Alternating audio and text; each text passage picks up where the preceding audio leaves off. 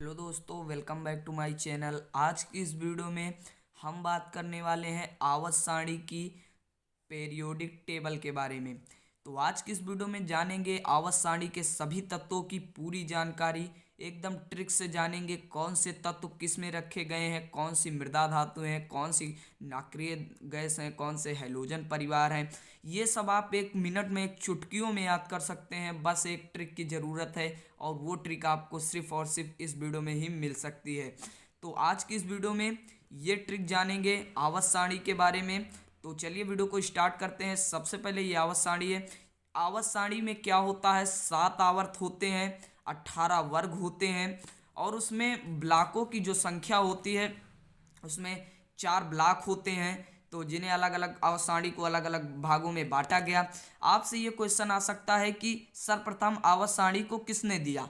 तो सर्वप्रथम आवर्त सारणी को मेंडलीफ ने दिया, लेकिन मेंडलीफ की आवर्त सारणी में कुछ तत्वों की कमी थी।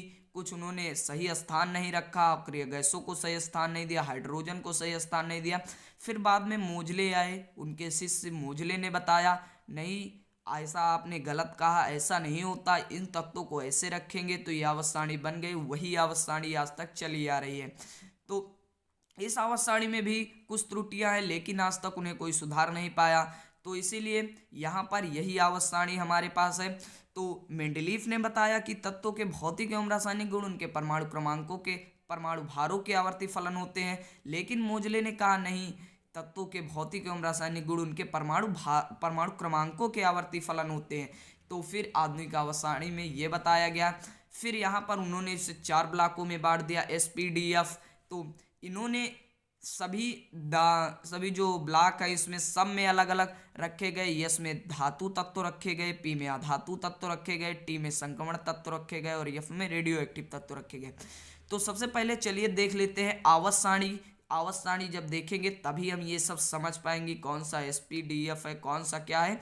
तो चलिए आवर्त सारणी पे चलते हैं। तो दोस्तों हम आ चुके हैं अपने पीरियोडिक टेबल में। अब यहाँ पर हम बात करते हैं S ब्लॉक कौन सा है, P ब्लॉक कौन सा है, D ब्लॉक कौन सा है और F ब्लॉक कौन सा है। तो यहाँ पर देख सकते हैं ये जो हमारे ये वाले रखे गए हैं, ये दो वर्ग रखे गए हैं। तो इस वाले वर्ग में क्षारीय धातु रखी गई, इस वाले वर्ग में क्षारीय मृदा धातुएं रखी गई। और ये हमारा यहाँ से ये पूरा ये हमारा है P ब्लॉक। और ये जो वाला जिसमें क्षारीय धातुएं, क्षारीय मृदा धातुएं रखी गई, ये है हमारा S ब्लॉक। अब ये हमारा ये जो वाला है, इतना वाला, ये हमें D ब्लॉक है और ये वाला F ब्लॉक है। तो इसमें तो रखी गई सभी धातुएं, मान लेते हैं धातुएं, क्षारीय मृदा धातुएं। इसमें रखे गए सभी उप धातुएं, इसमें रखी गई सभी गैसें रखी गई, या जो अधातुएं हैं तो अधातुओं में गैस आ गई। अब ये वाला जो है इसमें सभी रेडियो एक्टिव तत्व रखे गए, या संक्रमण तत्व भी कह सकते हैं। तो इसमें सभी रेडियो एक्टिव तत्व, और ये जो निशान लगे हुए हैं दिख नहीं रहे हैं, ये इन सब की अभी पूरी तरह खोज नहीं हो पाई है, इसीलिए इन सबको ऐसे कर दिया गया है। अब यहाँ पर ये वाला जो समूह है ये पूरा अक्रिय गैस से भरा हुआ है। और हमारा जो हैलोजन परिवार है ये है फ्लोरीन, क्लोरीन, ब्रोमीन, आयोडीन, और ये सारे हमारे हैं। और ये हमारा जो पूरा है ये प्रोवाइड टेबल है। तो इसमें सारी जानकारी, ये S ब्लॉक है, P ब्लॉक है, D ब्लॉक है और F ब्लॉक है।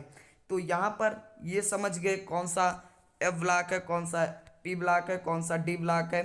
तो यहाँ पर ये समझ गए। तो फिर से चलिए अब ट्रिक के बारे में बात करते हैं।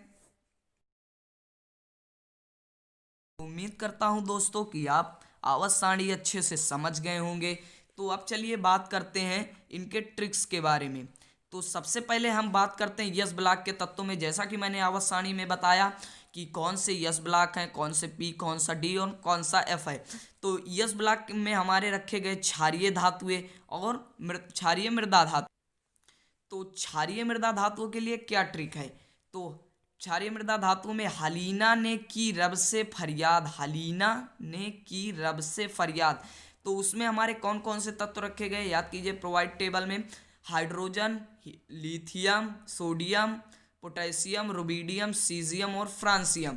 तो ये सारे तत्व उसमें रखे गए और इन्हीं तत्वों में इनकी ट्रिक है, हलीना ने की रब से फरियाद।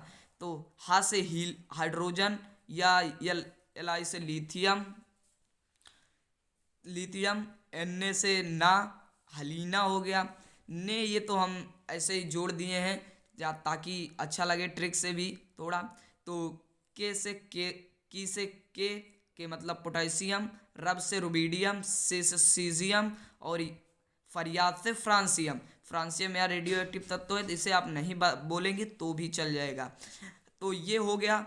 अब बात करते हैं क्षारीय मृदा धातुओं की क्या ट्रिक है।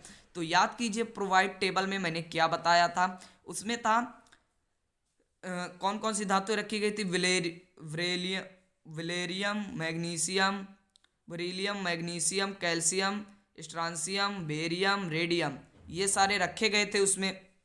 तो यहाँ पर इसकी ट्रिक हो जाएगी, बेटा मांगे कार ससुर बाप राजी, ये भी हो सकता है, या बेटा मांगे कार ससुर बाप रोए, ये भी हो सकता है, या और भी जैसे मैंने यहाँ पर ट्रिक बताया, यहाँ पर एक ट्रिक और हो सकती है, हलीना ने की रूबी से फ्रेंडशिप। हलीना यहाँ तक तो समझ गए, यहाँ रब की जगह पे रूबी हो जाएगा, फरियाद की जगह फ्रेंडशिप, तो आपको और भी आसानी हो जाएगी। और यहाँ पर समझें तो बेटा मांगे कार ससुर बाप राजी, तो बेटा से बेरिलियम, मांगे से Mg, कार से Ca मतलब कैल्शियम, इसका मतलब मैग्नीशियम, इसका मतलब बेरिलियम, ससुर यसार, बाप Ba, राजी आरे, या ससुर बाप रोए, ये भी हो सकता है। तो कोई भी ट्रिक हो, लेकिन आपको बस दिमाग लगा के याद कर लेना है इन्हीं वाक्यों को, तो आप अच्छे से समझ सकते हैं। अब फिर बात आती है पी ब्लॉक के तत्वों की। तो पी ब्लॉक में याद कीजिए आप, वहां पर रखा गया था पी ब्लॉक, हम बाद में देख लेते हैं, पहले समझ लेते हैं डी ब्लॉक।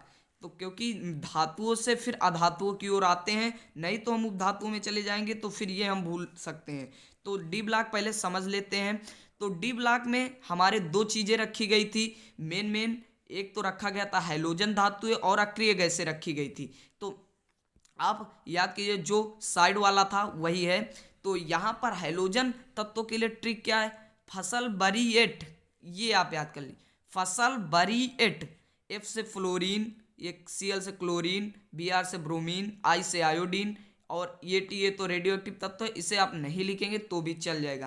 तो यहाँ पर फसल या फसल, सल से मतलब Cl क्लोरीन, बरी Br, I8 और T से At। तो यहाँ पर ये हो गया। अब इसकी हो गई, समझ गए हैलोजन तत्वों की। अब बात करते हैं अक्रिय गैसों के तत्वों की। हमारी अक्रिय गैसों की अब ट्रिक क्या है, तो अक्रिय गैसों में हे नारायण अर्जुन कर्ण भूमि में कर्ण ने से रंग भूमि में हार गए, हे नारायण अर्जुन कर्ण से रंग भूमि में हार गए। तो इसकी चलिए देख लेते हैं। हे से हीलियम, नारायण से यन्नी हो गया हमारा, अर्जुन से Ar, यहाँ पर हो जाएगा helium, neon, argon, krypton, जेनान, radon. तो नियोन हो जाएगा नारायण से, अर्जुन से Ar, कर्ण से Kr, और से यहाँ पर समझ लेते हैं जेनान, और ये कर्ण से क्रिप्टॉन, और रंग भूमि में रेडॉन, और में हार गई, ये तो हम ऐसे ही जोड़ दिए ताकि ये समझने के लिए। तो यहाँ पर इनके फिर से नाम देख लेते हैं, क्योंकि ये जरूर पूछे जाते हैं, क्योंकि 9th और 10th में कभी कभी ऐसे भी क्वेश्चन आ जाते हैं, किन्हीं दो उपधातुओं के नाम लिखो, किन्हीं दो धातुओं के नाम लिखो, किन्हीं 3 अक्रिय गैसों के नाम लिखो। तो ये आप लिख सकते हैं। और ये ऐसी गैसें होती हैं जो किसी से क्रिया नहीं करती, चाहे जितनी आप क्रिया कराइए आर्गन को, किसी से वे क्रिया नहीं करेंगी, क्योंकि इन पे कोई चार्ज नहीं होता, चार्ज नहीं होगा तो यौगिक नहीं बनेगा, यौगिक नहीं बनेगा तो क्रिया नहीं होगी। तो यहाँ पर हो जाएगा हीलियम, नियोन, आर्गन, क्रिप्टान, जेनार, रेडान। तो ये हो गया हमारा। अब हमारा यहाँ आता है पी ब्लॉक का तत्व जो बीच में था। तो पी ब्लॉक के तत्व में हमारी उपधातुएं रखी गई थी। उपधातुओं के लिए क्या है, ए बस मिट जाओ, ए बस मिट जाओ, तो या फिर ए बस पट जाओ, ये भी हो सकता है। तो यहाँ पर ए से हो गया एंटीमनी, बस से हो गया बोरान, बा से सा से हो गया सिलिकॉन, टा से हो गया टेलेरियम, जा से हो गया जर्मेनियम, और ओ से हो गया आर्सेनियम। तो ये हमारा उपधातुओं के लिए हो गया। तो उपधातु के लिए हो गया। अब यहाँ से फिर समझ लेते हैं antimony, boron, silicon, tellurium, germanium, आर्सेनियम। आप जब पी ब्लॉक में जाएंगे तो वहाँ पर ये सारे नाम आपको मिल जाएंगे और परमाणु क्रमांक भी मिल जाएंगे। तो यहाँ पर प्रोवाइड टेबल के सारे तत्व अच्छे से बात कर लिए, ट्रिक से समझ गए होंगे उम्मीद करता हूँ। तो आज की इस वीडियो में इतना ही बस। उम्मीद करता हूँ वीडियो पसंद आया होगा, समझ में आया होगा। तो वीडियो को लाइक कर देना, चैनल को सब्सक्राइब कर देना और कमेंट बॉक्स में बताना वीडियो कैसा था। तो मिलते हैं अगले वीडियो में अगले टॉपिक के साथ, अगली नई ट्रिक के साथ। तब तक के लिए बाय।